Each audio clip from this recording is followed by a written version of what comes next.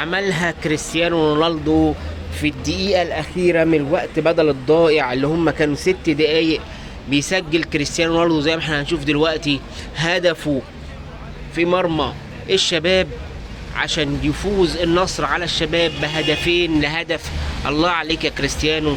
طبعا احرز اهداف النصر إمريك لابورت الهدف الاول، وزي ما احنا شفناه عندنا في القناه، وادي الهدف الثاني بامضاء كريستيانو رونالدو. يلا نشوف الهدف. يتقدم رونالدو،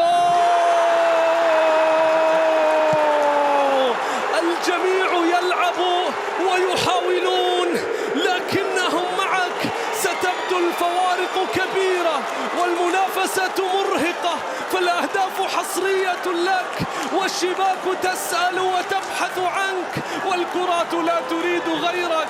فأنت من روض أصعب الخصوم وعصف بأقوى الحراس ومزق أقوى الشباك، ولا زالت الأرقام تتهافت وتسقط أمامك.